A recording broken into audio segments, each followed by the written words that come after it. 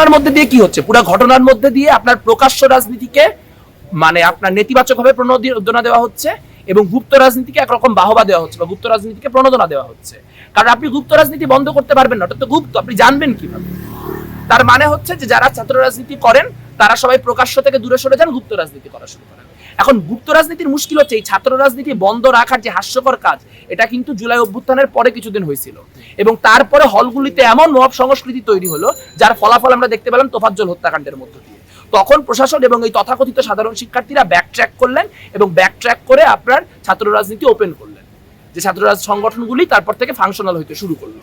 এখন কথা হচ্ছে যে বর্তমানে যে কাঠামো গ্রহণ করা হলো, এই কাঠামোতে প্রথমত গুপ্ত রাজনীতি বন্ধ করার কোনো মেকানিজম নাই, গুপ্ত রাজনীতি বন্ধ করা যায় না।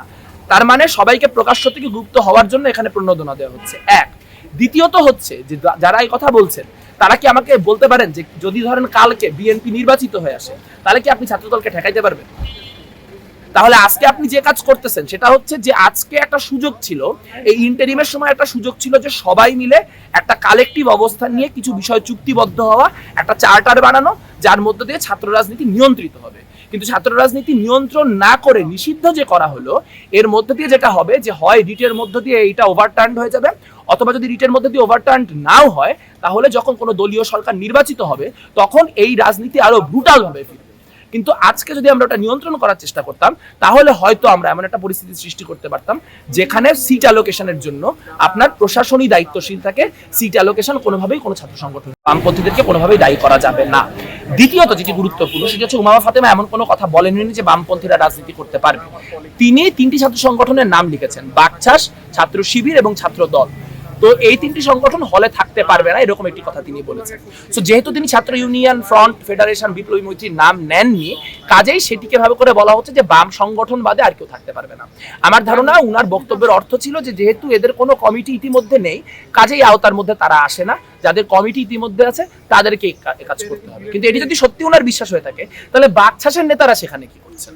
এইটা আমার কাছে কোনোভাবেই আমার কাছে বোধগম্য হয় না যে যারা ডাকসুর ভিপি হবে, যারা বর্তমানে ছাত্র সংগঠন করছেন, একটা ছাত্র সংগঠন কিভাবে করে তারা এই কথা বলতে পারে যে হলে এবং ফ্যাকাল্টিতে আপনার ছাত্র রাজনীতি থাকবে না? তাহলে তারা ছাত্র রাজনীতি কোথায় করবে? ওনাদের মতো সচিবালয়ে ছাত্র রাজনীতি করবো আমি? হল এবং ফ্যাকাল্টিতে যদি ছাত্র রাজনীতি না থাকে ছাত্র রাজনীতিটা হবে কোথায়? হলে ছাত্র রাজনীতিটা কিভাবে নিয়ন্ত্রিত হবে এবং হলে ছাত্র রাজনীতির পরিসর কি হবে আলোচনা হওয়া দরকার ছিল তা নিয়ে। কিন্তু তারা নিয়ে আলোচনা করে একটা মানে সহজ জনতুষ্টিবাদী কাজ তারা করলেন একটা ভোটের আশায়, এবং এটি করার মধ্য দিয়ে যে আসলে গোটা ডাকসুর প্রক্রিয়াকেও এক ধরনের একটা বিপদের মধ্যে ফেলে দেওয়া হলো, এটা বোঝার মতো বোধ শক্তি উনাদের আছে কিনা আমি শিওর।